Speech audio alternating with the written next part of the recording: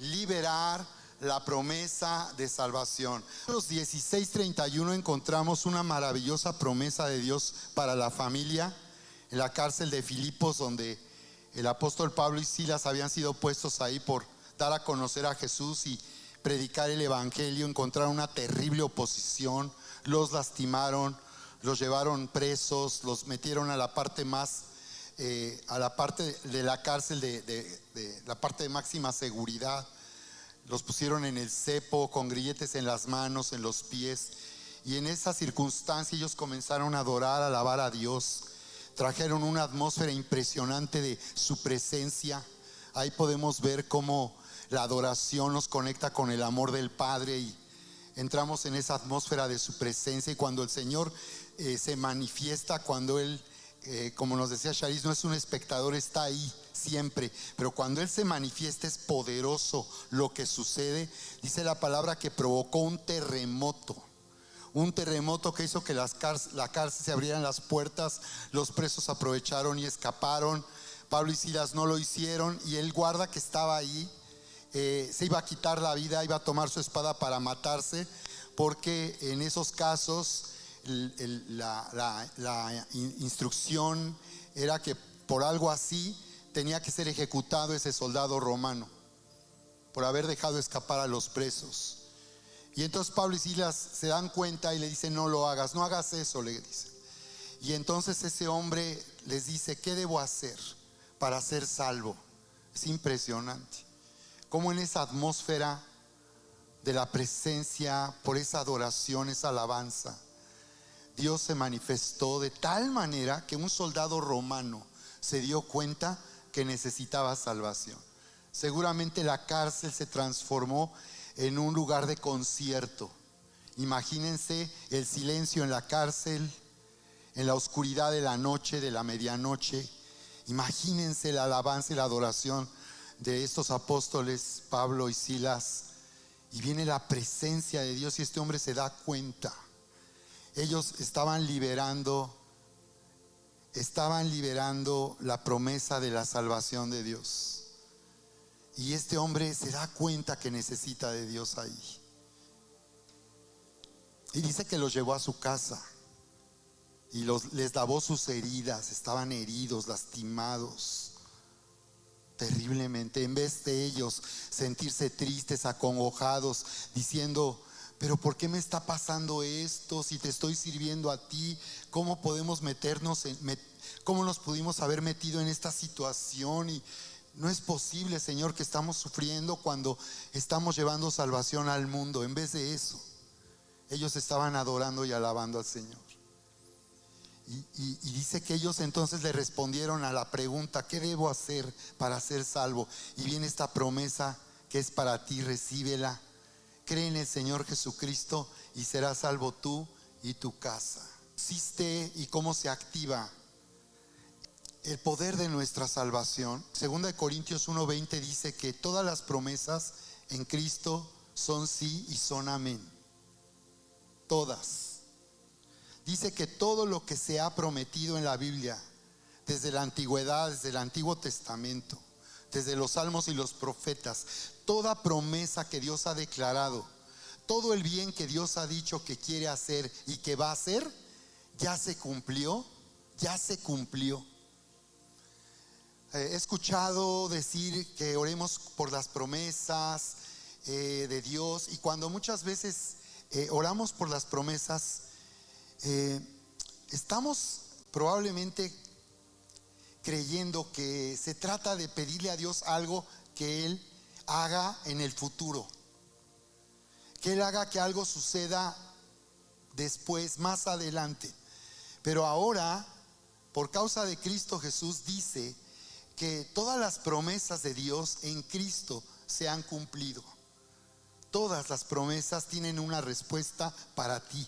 Si tú has tenido alguna duda acerca de alguna promesa de Dios, has orado, has esperado quizás por mucho tiempo y no ha habido respuesta, y eso te hace dudar si eso realmente es algo que Dios quiere para ti, hoy esta es la gran noticia.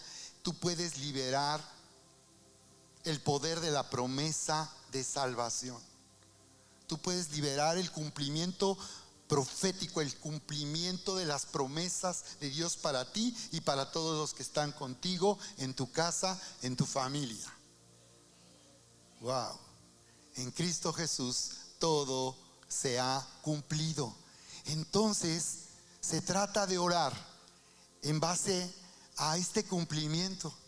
Que el nombre de Jesús, como adorábamos en este último canto, no hay otro nombre.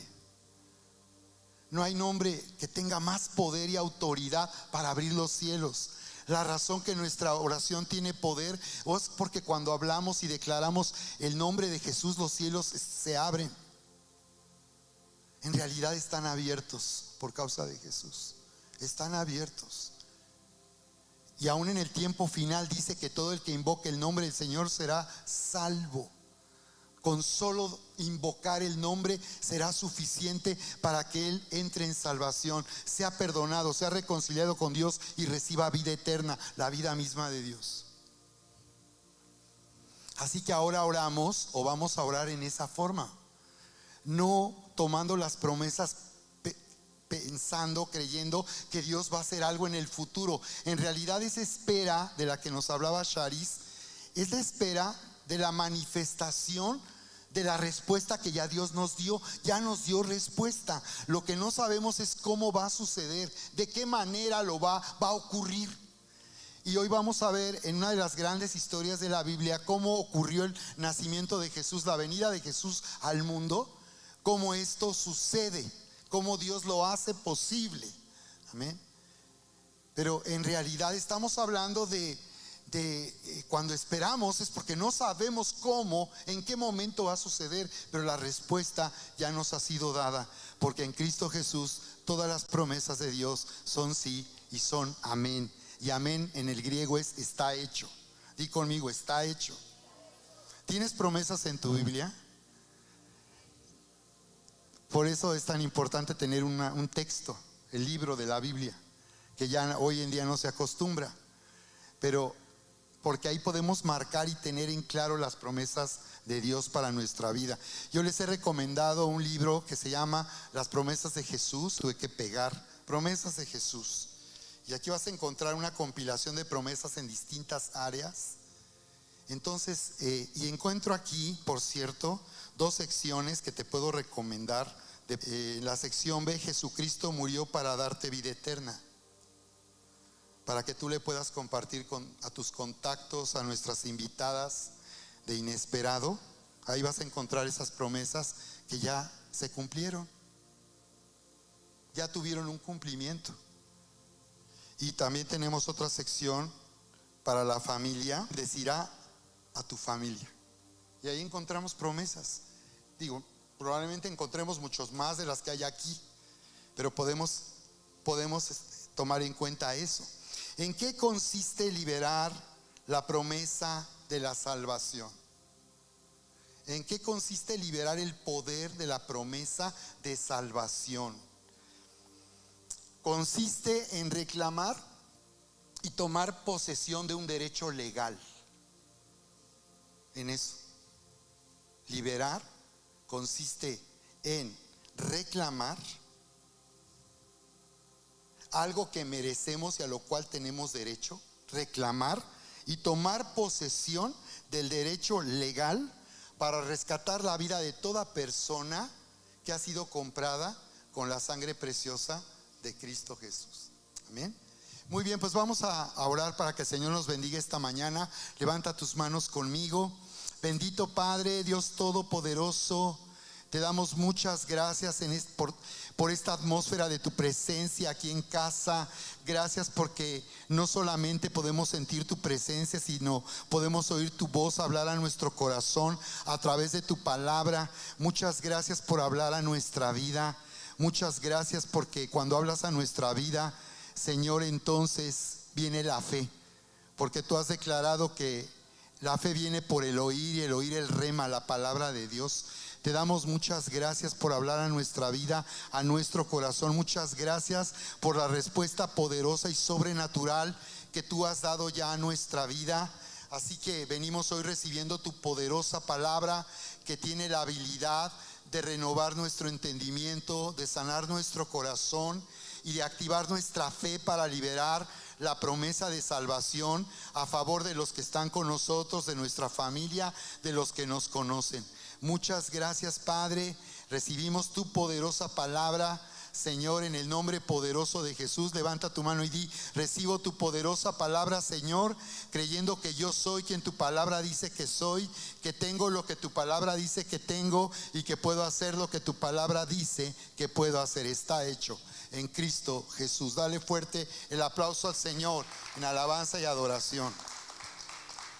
Amén. Wow. Entonces, cuando hablamos de liberar la promesa de salvación, estamos diciendo que Dios prometió y ya hizo posible la salvación para nosotros. Y que no solo eso, sino que en realidad la vida de toda persona le pertenece al Señor. Toda persona ya fue comprada con la sangre preciosa de Jesús. Toda persona en este mundo tiene ya derecho y merece salvación. Pero un regalo solamente lo vamos a tener hasta que lo recibas. Por esa razón es que las personas necesitan saber que necesitan recibir. Por eso quizás a muchos es lo único que les falta.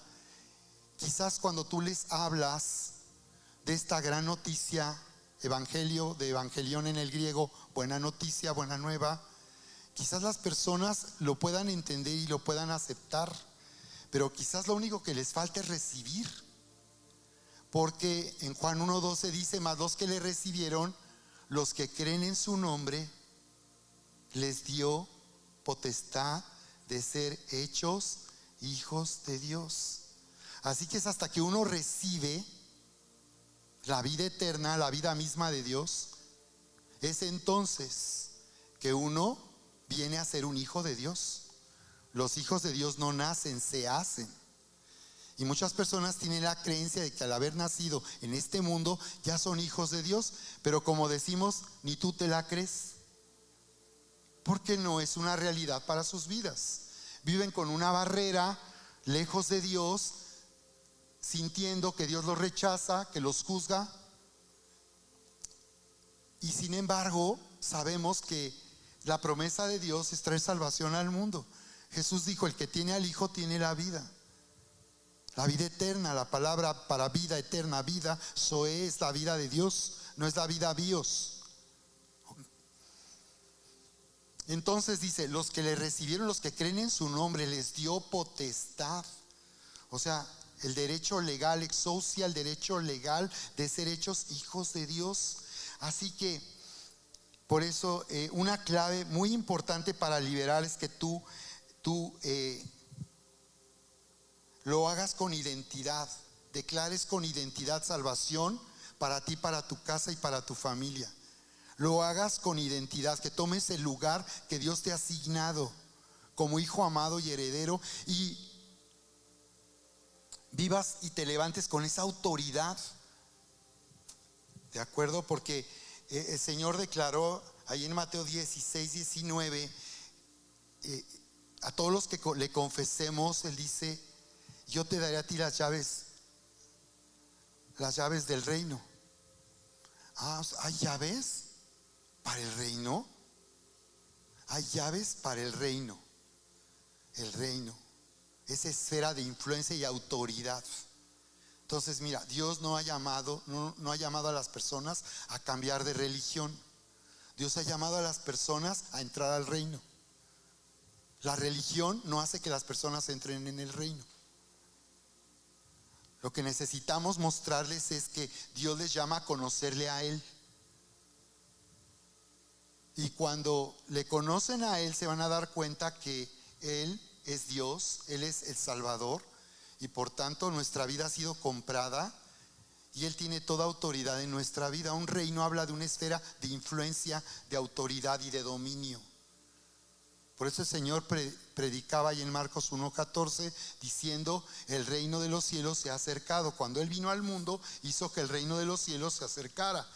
El hombre no fue al cielo, el cielo vino a la tierra. Dice, el reino se ha acercado. Entonces, si se ha acercado, ¿qué hay que hacer? Arrepiéntanse, vuélvanse a Dios. Ni siquiera nos tenemos que meter en la discusión de la religión. Ya la gente entenderá dónde debe de estar. Pero lo que necesitamos es que las personas tengan un encuentro y le conozcan a Él, y el Señor les dirá y les va a decir qué tienen que hacer. Una persona que ha tenido un encuentro con Jesús siempre se va a preguntar, ¿qué debo de hacer? En Pentecostés, en Hechos 2:37, vemos que eso fue lo que le respondieron. Le respondió Pedro a esa multitud, a esas 3,000 personas con las que inició a la iglesia. Dice que estaban compungidos después de que les demostró que habían crucificado al Mesías que esperaban, al rey que esperaban, lo crucificaron. Se sintieron terrible. Qué metida de pata tan espantosa. Y le dijeron, ¿qué debemos de hacer una vez más? ¿Y qué les dijo? Arrepiéntanse, bautícese cada uno de ustedes, demostrando su fe para seguir a Jesús. Bautícese. Identifícate con Jesús a través del acto del bautismo en agua. Únete a la muerte de Jesús y a su resurrección a través de este acto representativo. Cada uno tiene que ser una decisión. Si no lo decidiste, no tiene valor espiritual, no fue tu decisión. Pero aquí habla de un bautismo auténtico que consiste en mi decisión de seguir a Jesús. ¿Y qué dice? Bautícese cada uno para que reciban el perdón de los pecados y recibirán el don del Espíritu Santo. ¿De acuerdo? Entonces, fíjate, vamos a la historia ahí en Mateo capítulo 1, verso 14.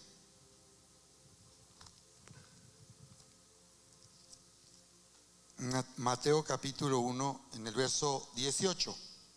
¿Recuerdan? Dice, el nacimiento de Jesucristo fue así. Estando desposada María su madre con José, antes que se juntasen, hablando de vida en matrimonio, se halló que había concebido del Espíritu Santo. José su marido, como era justo y no quería infamarla, quiso dejarla secretamente. Y pensando él en esto, he aquí un ángel del Señor le apareció en sueños y le dijo, José, hijo de David, no temas recibir a María tu mujer, porque lo que en ella es engendrado del Espíritu Santo es, y dará a luz un hijo, y llamarás su nombre Jesús, porque él salvará a su pueblo de sus pecados. Todo esto aconteció para que se cumpliese lo dicho por el Señor por medio del profeta cuando dijo.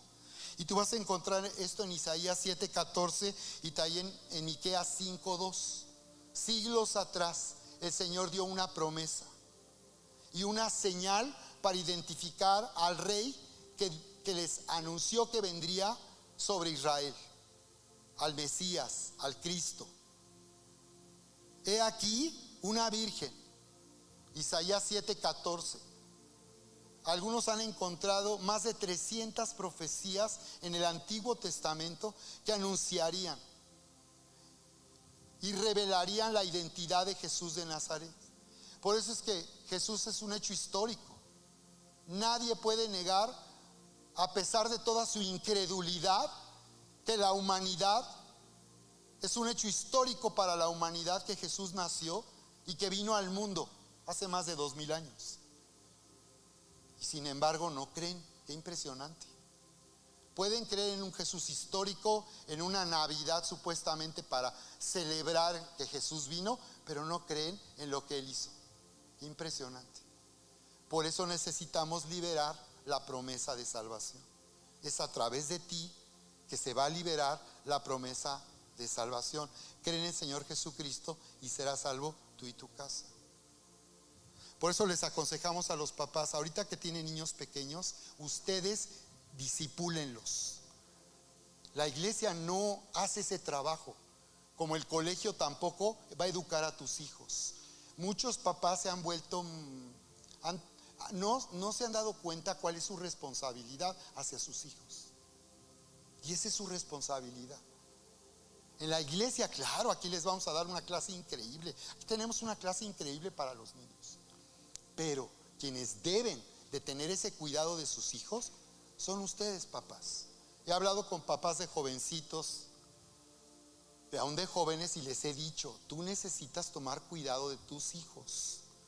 No es venir a la iglesia para que tu iglesia te eduque a tus hijos. Tú educa a tus hijos y tú ministrales. Aquí hasta va a ser una confirmación. Va a decir tu hija: ay, es lo que mi papá me decía. Exacto, él está bien. Y eso confirma tu fe. Ah, es lo que mi papá, mi mamá me han venido diciendo. Así es. Wow.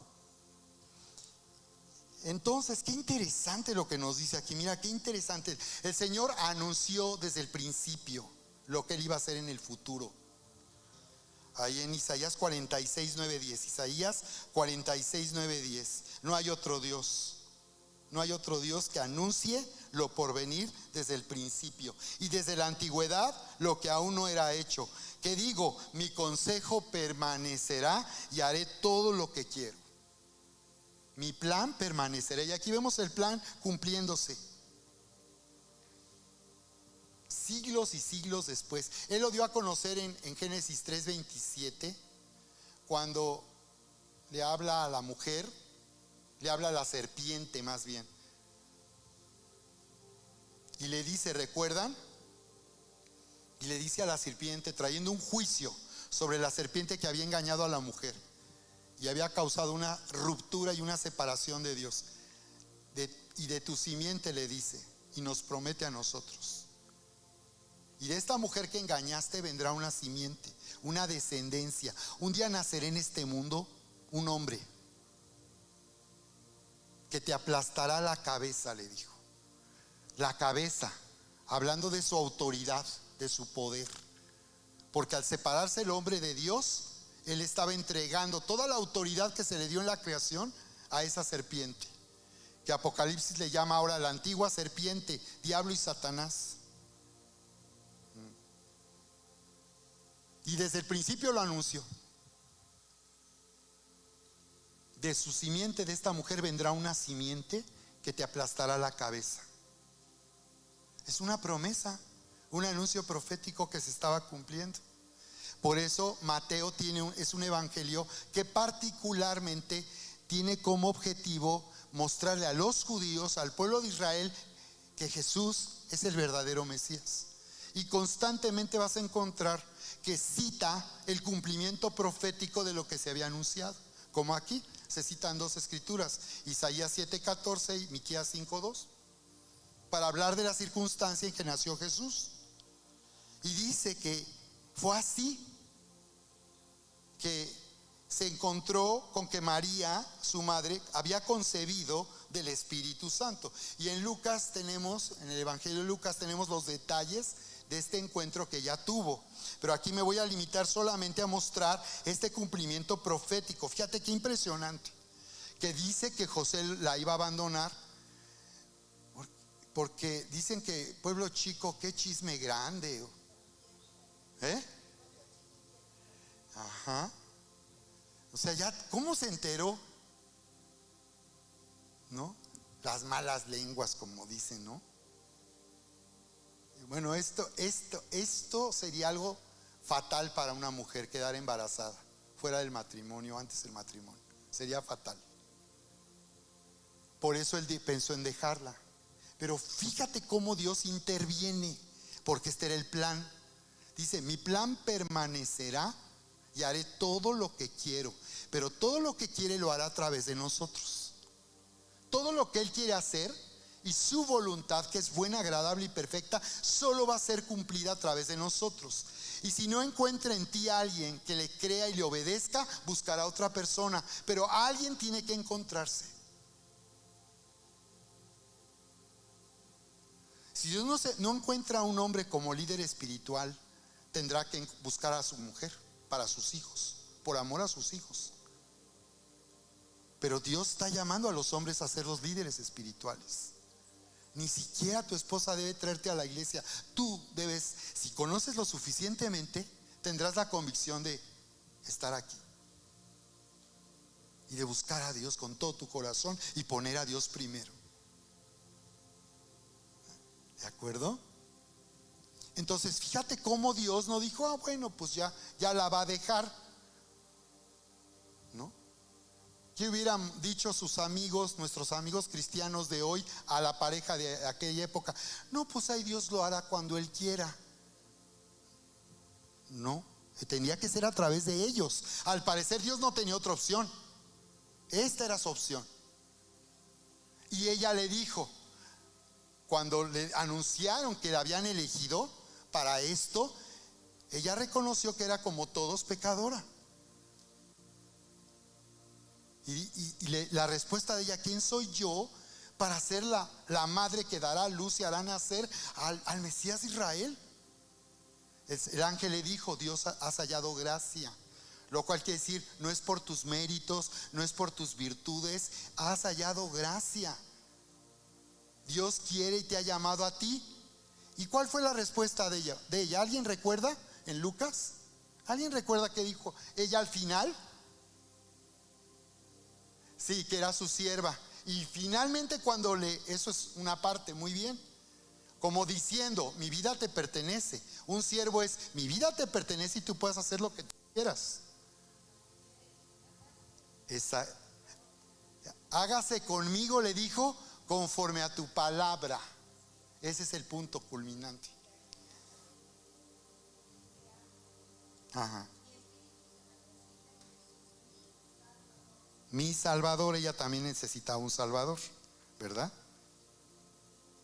Exactamente. Entonces, pero le dice, hágase conmigo conforme a tu palabra, lo cual quiere decir que el ángel le dio ese anuncio, explicó el plan de Dios y ella decidió aceptar, eligió hacer la voluntad de Dios en su vida, aunque eso significaría poner en riesgo su compromiso para casarse y arruinar su vida.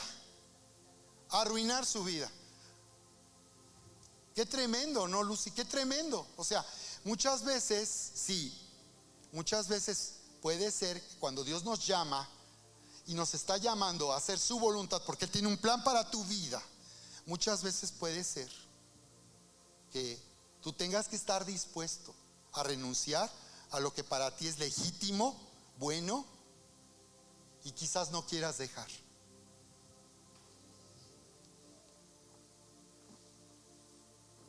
Pero nuestra confianza es que todo lo que Dios quiere es bueno, agradable y perfecto. Y por eso aquí quiero adelantarme algo hablando de la salvación para la familia, porque cuando hablo de la salvación, desde luego hablo en primer lugar de nacer de nuevo, de reconciliarse con Dios y ser perdonado por Dios. Pero también hablo de que la presencia de Dios, como nos predicaba Erika en Inesperado, venga como una atmósfera que trae salvación.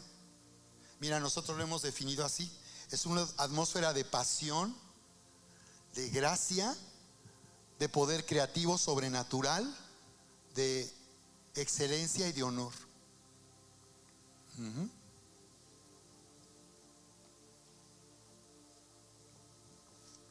Entonces, wow. Entonces ella aceptó. Sí tenía opción. Y tomó un riesgo impresionante. Su vida nunca volvió a ser igual. No solo porque fue sacudida su estilo de vida, seguramente pues tranquilo, normal, como todos. No. Aquí dice cómo el ángel le dice a José: no temas recibir a tu mujer. Fíjate, como un compromiso de matrimonio para Dios ya es un matrimonio. Ya nada más viene el momento de unirse, como dicen chavos, literal. Pero para Dios ya es un matrimonio, porque le dice: no temas dejar a tu mujer, porque ella ha concebido del Espíritu Santo. Oye, qué locura. Israel no sabía en qué forma Dios iba a manifestar al Mesías. Ellos no sabían que, sí había una profecía de que una virgen concebiría, sí. Pero de todas maneras, qué locura, ¿no?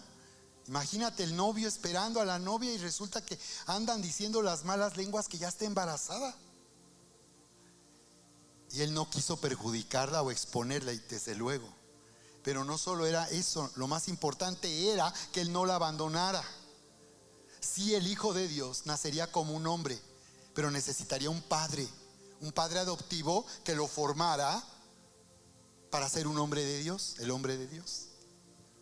No era de que José no importa, lo importante es María, porque ella va a dar a luz al Mesías, al bebé. No, el plan era de Dios. Pero mira, Dios tiene que venir y decirle, ¿por qué alguien no fue y le dijo, no? ¿No te has preguntado por qué María no mandó a alguien, a una amiga, oye, dile acá a José que no se vaya a pensar mal de mí? Al parecer no había contacto.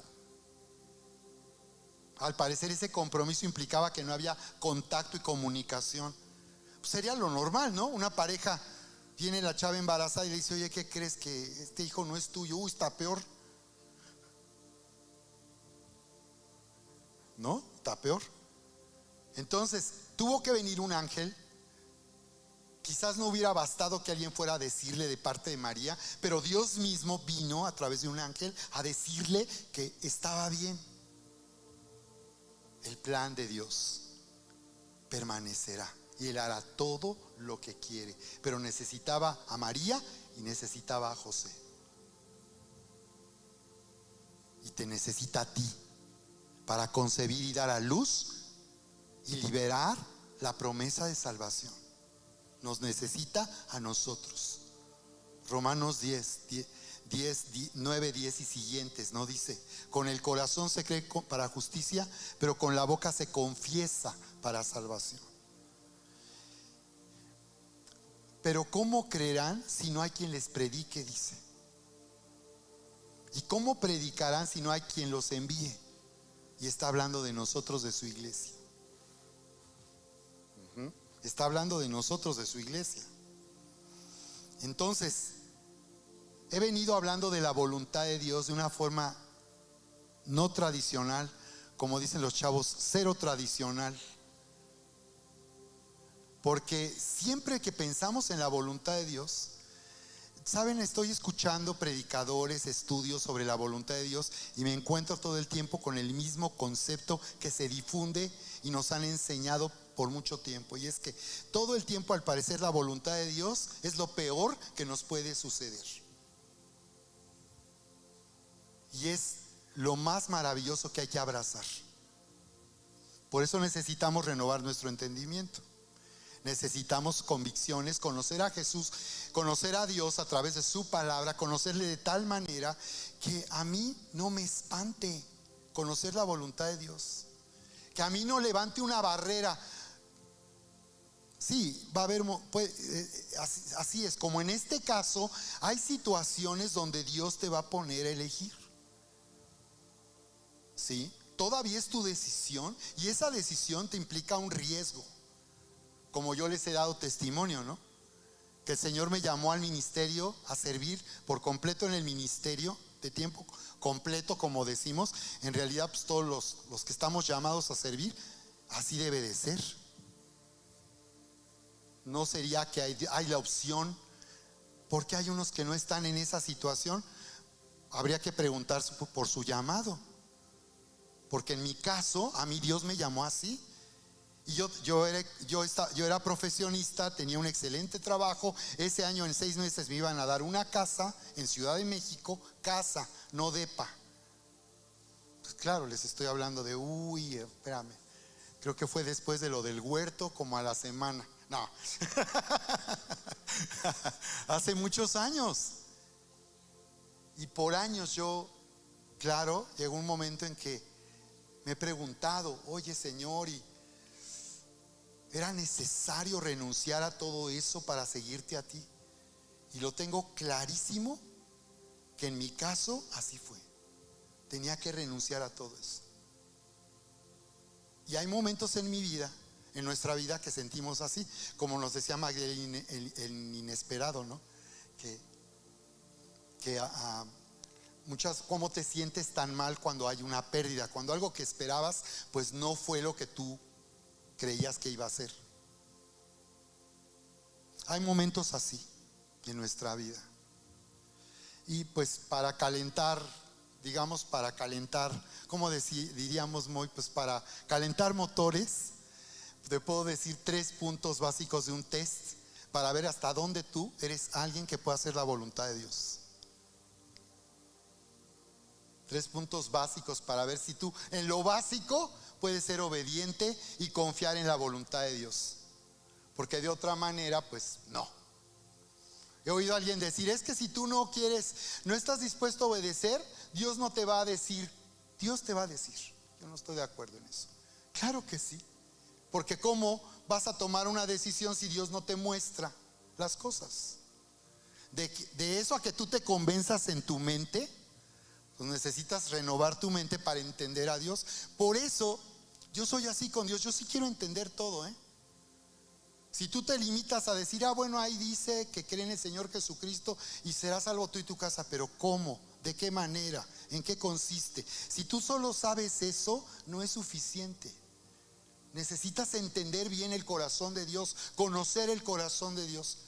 Porque cuando liberamos las promesas de Dios, en realidad estamos desatando el cumplimiento de su voluntad. Padre nuestro que estás en los cielos, venga tu reino, haz tu voluntad en la tierra como en el cielo. ¿Hay alguien aquí que todavía quiera vivir en la voluntad de Dios? ¿Sí? ¿Hay alguien aquí que todavía pueda confiar que la voluntad de Dios es buena, agradable y perfecta? Efesios 6, estos no son los 3 puntos, esta es una introducción. Efesios 6, 1 y 2 dice, hijo, honra a tu padre y a tu madre, porque esto es justo. En otra versión dice, obedezcan. Pero ya sabes cómo es mi papá, cómo es mi mamá. Ahí dice, hijo, honra. Pero es que mi mamá y mi papá, pues, la verdad, están muy mal. Pues sí, los papás no somos perfectos. Sí, cometemos errores. Pero ahí dice, y es no hay condición para honrar a los padres. No hay absolutamente ninguna condición. Solo que tus padres estuvieran ordenándote no creer en Jesús, ordenándote creer como ellos creen en Dios, pues ahí tendrías la libertad de decir, tengo que obedecer a Dios antes que a los hombres, en este caso a mis padres. Cuando hay un conflicto religioso, hay que obedecer primero a Dios. Y Jesús dijo, el que no me ama, el que ama más a su hijo, a su hija, a su padre, a su madre, a su esposo, más que a mí, no es digno de mí. Entonces, esa es la única condición. Pero si no es esa la situación, ahí dice, hijo, honra a tu padre y a tu madre. Esto es justo, dice, esto es justo, para que te vaya bien y días de larga vida sobre la tierra. Otra vez, Efesios 6, 1, 2. Hijos, honra a tu padre y a tu madre en el Señor, dice. En el Señor. Lo cual quiere decir que para que nosotros en familia vivamos en salvación, necesitamos vivir en el Espíritu. Damos por hecho que por estar en familia y estar tan cerca, no necesitamos nada más que estar juntos. Pero resulta que eso no es suficiente en la familia, que aunque estemos juntos, y ustedes lo escucharon en la pandemia, fue el mayor tiempo de divorcio probablemente en México. ¿Cómo es posible que estando encerrados, finalmente, cómo ves, Kairi, marido y mujer, y en vez de que eso lo vieran como una increíble bendición de Dios, poder estar juntos y la mayoría de la gente, casi todos, trabajar desde su casa y recibir desde su casa su sueldo, su salario y estar con su familia, ¿cómo es posible que eso resultara en tan alto índice de divorcio? Porque no es suficiente tenerse, necesitamos vivir en el Espíritu. No solo cuando venimos a la iglesia, sino públicamente y en privado, necesitamos vivir en el Espíritu. Esto era un adelantito nada más. Y luego dicen, me dirán, bueno, sigue leyendo, ¿no, pastor? Pues, porque el verso siguiente dice, y padres, dice, papás, ustedes, ¿no? ¿Qué? No irriten a sus hijos. Pero dice, sino que críenlos, o sea que en vez de gritarles o de maltratarles, dice que los disciplinen y los instruyan. Como que más bien lo que nos está diciendo es, no es con gritos o no es en una forma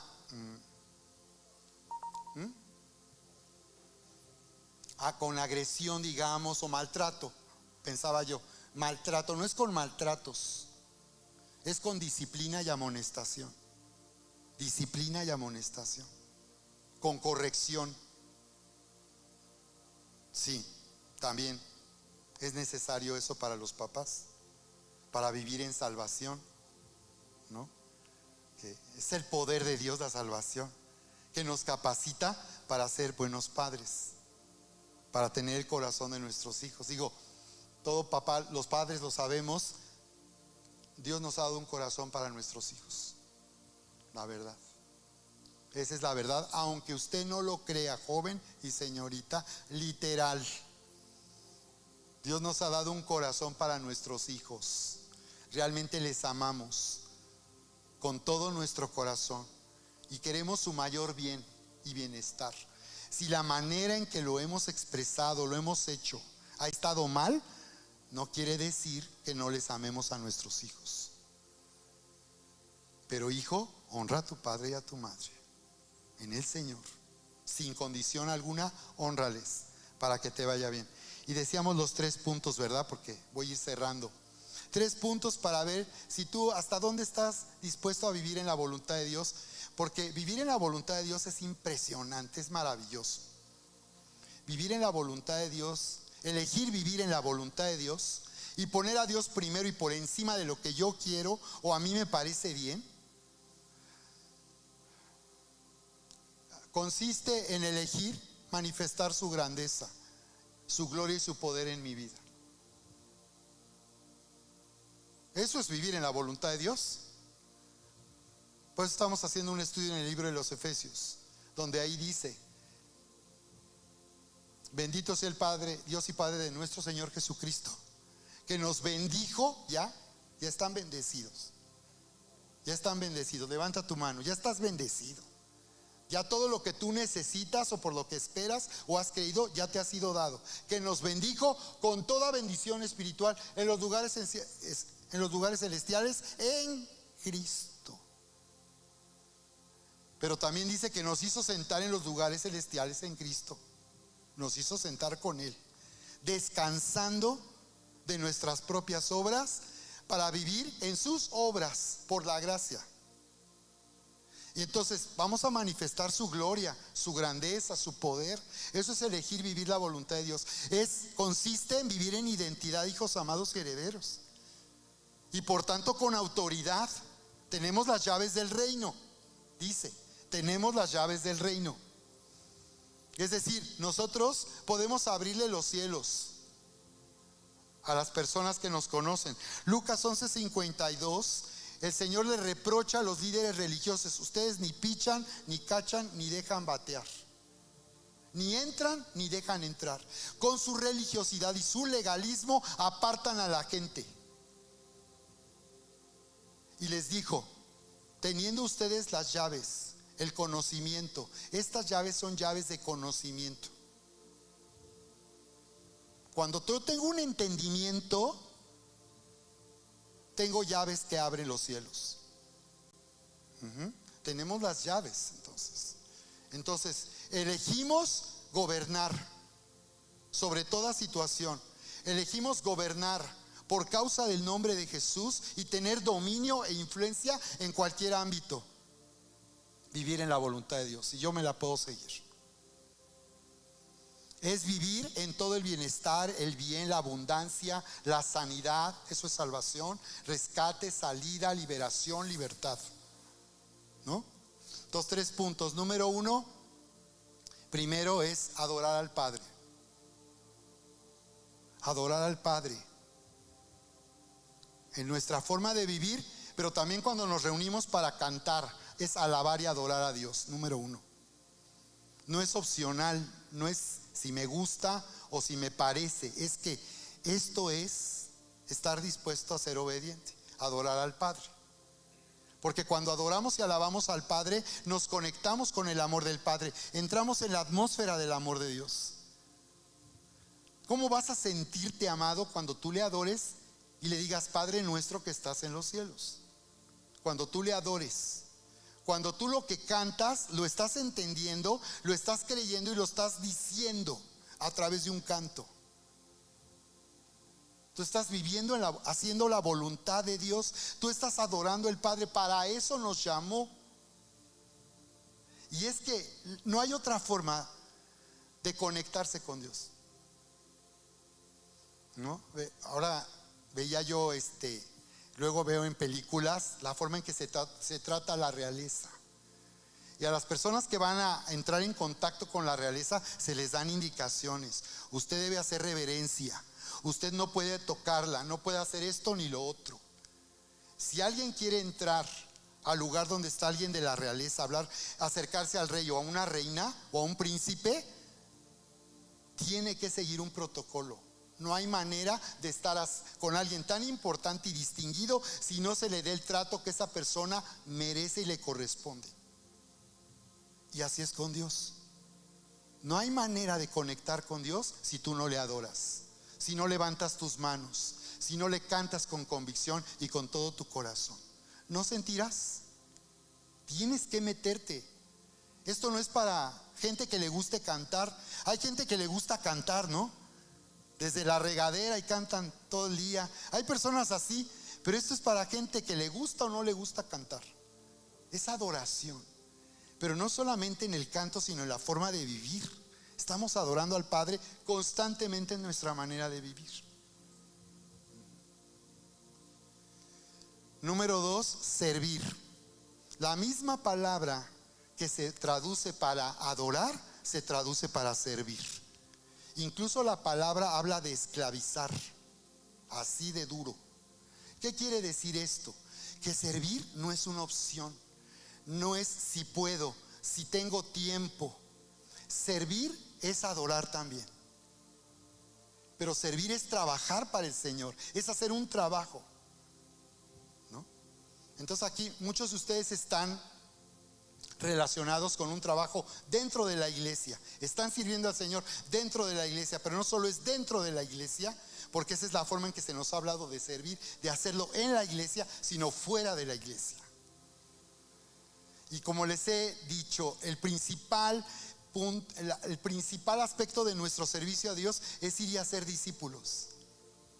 Ni siquiera es invitar a alguien a la iglesia, es hacer discípulos. La mayoría de ustedes que están aquí, la gran mayoría, han sido discipulados por años y están capacitados para mentorear.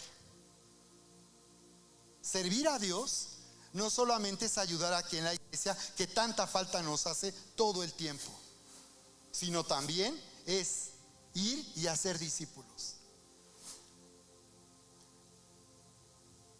Y si estoy tan ocupado, ¿cómo le hago, pastor? Pues cuando para ti es importante la voluntad de Dios, tú te vas a hacer el tiempo, pero tú vas a decir: primero, Dios es primero. Y bueno, también desde luego a través de tu trabajo, de tu negocio, tú puedes servir al Señor.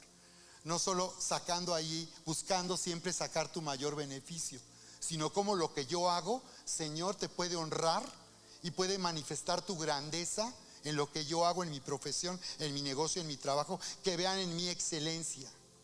Como dice Colosenses, que todo lo que hagamos, lo hagamos no para los hombres, sino para Dios. Lo hacemos para los hombres, pero está dedicado al Señor. Por eso aquí ustedes notarán que Erika en la cafetería, se darán cuenta que ella trabaja con esa excelencia, porque ella no lo hace solamente para que la cafetería tenga éxito como un negocio, sino sobre todo que esto honre al Señor. Y cuando tú en todo lo que haces honras al Señor y le sirves, entonces el Señor también te va a dar honor a ti. Y tercero, y lo más duro, agárrate bien de tu silla para que no te me vayas a caer. Entonces dijimos adorar, servir. ¿Cuántas palomitas llevas? ¿1, 2 o 0? Si tú estás dispuesto a hacer esto, eres alguien dispuesto a vivir en la voluntad de Dios, no solo en lo que te va a convenir, porque finalmente Dios hace todo para nuestra conveniencia. Qué impresionante, que Dios hace todo para nuestra conveniencia. Solamente que lo que nos está advirtiendo es que no quiere que eso nos haga egocéntricos. Otra vez, por ejemplo, la vida en familia no es para que tú estés a gusto y contento. La vida en familia es para que tú tengas la satisfacción de amar, de dar y de servir a las personas que están en tu familia. O sea, siempre pensamos, chavos, que la vida en familia es para que a mí me complazcan, gire alrededor de lo que a mí me gusta, de lo que yo quiero. Pero ¿te has preguntado tú en qué forma vas a bendecir a tus padres? ¿Qué haces tú y qué les dices para que tú seas una bendición para tus padres? Sobre todo si ellos no conocen al Señor. Cuando hay esos casos de jóvenes que vienen aquí, pero ¿y tus papás, joven? ¿No has pensado en tus papás? ¿No has pensado que quizás lo que tú estás viviendo ahora en Cristo es justamente lo que tus padres necesitan? Pero tú no estás diciéndoles nada, ¿no? Entonces, claro está que Dios diseñó la familia para bendecir a los hijos, y que nosotros como padres somos responsables de eso. Pero ustedes también como hijos, los hijos, los que fuimos hijos también, fuimos una bendición para nuestros padres. Yo sí, yo a mis papás los ayudé. ¿Cuántos aquí ayudaron a sus propios padres? Hicieron algo por sus padres, ¿no? Bueno, y punto número 3 final es, pues, el diezmo y la ofrenda. ¿Qué le dijo el Señor al joven rico? Deja todo lo que quieres y tú ven y sígueme. Y dice que el joven rico se fue muy triste porque tenía muchas riquezas. Pero entonces Pedro le dice: ay, Señor, pues ¿quién podrá salvarse? A los ricos les pides que dejen todo. Yo he dejado todo por ti, ¿qué voy a tener? Y el Señor les dice: se los digo de verdad, por este pescadito, si es un pescadito, por este pescadito se los digo que el que deje padre, madre, hijo, hija, esposo, esposa, terrenos, propiedades por causa de mí, recibirá 100 veces más. Entonces, de lo que se trataba con el joven rico no es que fuera pobre, se trataba de que no confiara en sus riquezas. Él iba a recibir 100 veces más. Si hubiera dejado todo, no hubiera quedado en la pobreza. Él hubiera recibido 100 veces más. Entonces, estar dispuestos nosotros a honrar y adorar a Dios de esta manera, estar dispuestos a darle a Dios de esta manera, significa estar dispuestos a vivir en su voluntad. Les dije, puede ser que haya algo que Dios quiera que tú hagas y que vaya en contra de lo que tú consideras legítimo para ti, bueno o que bien te parezca. Bueno, estos son 3 puntos básicos en los que tú puedes, digamos, es como nuestro propedéutico, como la introducción a la carrera, como lo que viene primero y después viene ya la carrera.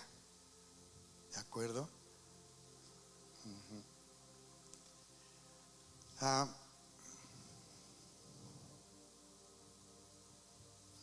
Entonces, para concluir aquí,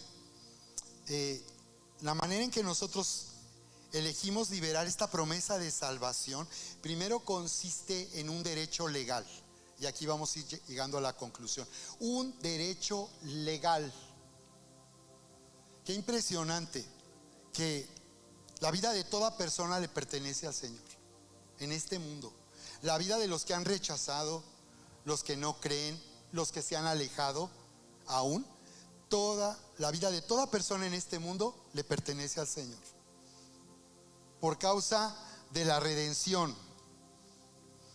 por causa del acto de la redención. Este es el derecho legal del poder de nuestra salvación, la redención. La palabra se refiere al acto de redimir, de dar un pago en rescate, dar un pago. ¿En qué consiste ese pago? Que si tú tuviste la necesidad de dar tu auto para financiarte y ese auto está en las manos de alguien que no es el dueño original, tú necesitas redimir tu auto para que otra vez esté en tus manos. Necesita un pago en rescate. Ya no está en tus manos, pero te sigue perteneciendo, eres el dueño. Entonces, cuando tú das ese pago en rescate, como hay personas que luego van y tienen la necesidad de entregar anillos o pulseras, para, ¿cómo le llaman? Pues para que les fíen, para el empeño. Entonces, es el dueño original, pero ahora necesitaría redimir eso que le pertenece para volverlo otra vez a tener en sus manos. ¿No es así? Pues ese es nuestro derecho legal. En realidad, la vida de toda persona le pertenece al Señor, solo que no lo saben y no quieren. Pero nosotros nos vamos a encargar de liberar la promesa de salvación para que las personas finalmente puedan llegar a conocerle y puedan tomar una decisión de seguir al Señor. Dice ahí en Romanos 5:8: mas Dios muestra su amor para con nosotros, en que siendo aún pecadores, Cristo murió por nosotros. Nos está describiendo el acto de la redención. Está diciendo que nuestra vida era del Señor, pero nos perdió porque el hombre se separó. El hombre estaba perdido. Y Dios perdió al hombre cuando el hombre eligió oír la voz de esa serpiente, que le dijo: no pasa nada, no morirán. Si comen de ese fruto y desobedecen a Dios, no pasará nada. Lo que pasa es que quién sabe por qué Dios, quién sabe qué esconde. Porque ustedes se abrirán sus ojos y serán como Dios.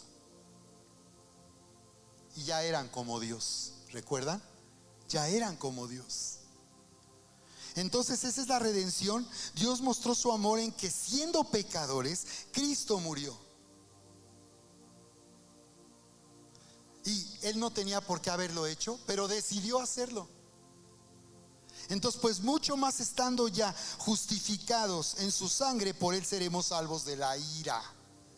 Dice que estando ya justificados, ya fuimos justificados, hemos sido hechos justos por causa del sacrificio, dice. Y esto es para todos. Dice: porque si siendo enemigos fuimos reconciliados con Dios por la muerte de su Hijo, mucho más estando reconciliados seremos salvos por su vida. ¿De acuerdo? Entonces dice Primera de Pedro 1:17: y si invocáis por Padre a aquel que sin acepción no hace distinción de personas, Él ama a todos y quiere que todos nos salvemos, quiere que todos se salven, no solo tú, también tu casa. Y si invocan por Padre aquel que sin acepción juzga según la obra de cada uno, conducíos en temor todo el tiempo de vuestra peregrinación, sabiendo que fuisteis rescatados. Di conmigo: rescatados. Eso es redimido también. La palabra griega es lutró. Lutró, que significa sobre todo pago en rescate, precio de rescate. ¿Cuánto cuesta la vida de Moy? ¿Cuánto cuesta la vida de Lucy? ¿Cuánto cuesta la vida de Mónica? La vida de Guillermo. ¿Cuánto cuesta la vida de Omi? ¿Cuánto cuesta tu vida? ¿Cuánto cuesta la vida de Jorge, de Agla? ¿Cuánto cuesta para rescatarlo, para que sea mío de nuevo? Porque yo lo perdí, porque está camino a perderse. ¿Cuánto cuesta la vida de Sergio? Y ahí dice, Primera de Pedro 1:17-18: sabiendo que fuisteis rescatados de vuestra vana manera de vivir, la cual recibisteis de vuestros padres, no con cosas corruptibles, no se pagó con oro, con plata, dice, sino con la sangre preciosa de Jesucristo. La palabra preciosa, de la palabra griega timne, de honor, allá está, esa palabra precioso. Está hablando de valor. Está diciendo que toda persona en este mundo fue rescatada con la sangre preciosa de Jesús, que con su vida, su sacrificio en esa cruz, se dio el pago suficiente y necesario. Por eso es que asombrosamente toda persona, por mucho mal que haya hecho, puede ser perdonada. Y escúchenme bien, ya ha sido perdonada. Tu familia ya ha sido perdonada. ¿Qué se necesita para tener un regalo? Se necesita recibirlo. Porque podemos traer un regalo, pero tú lo vas a tener hasta que lo recibas. En realidad toda persona ya ha sido perdonada. Tu familia ya ha sido perdonada. Tus hermanos ya han sido perdonados. Tus hijos, tus padres ya han sido perdonados. Solo necesitan recibir el perdón y conocer a Jesús para darse cuenta que a través de Él ya hemos sido perdonados. Amén. Así que Dios nos está llamando, iglesia, en este tiempo. Nos está llamando a liberar esta promesa de salvación para los nuestros, para nuestra familia, los que están cerca de ti, a los que te conocen a ti, en un trabajo, en un negocio, en la prepa, en la universidad. Esas personas están esperando por ti. Los que han venido aquí invitados por primera vez necesitan ser afirmados y consolidados en una relación personal con Dios. No basta haber venido a un evento, no basta venir a la iglesia, no es suficiente. Necesitas, para tener un regalo, recibirlo.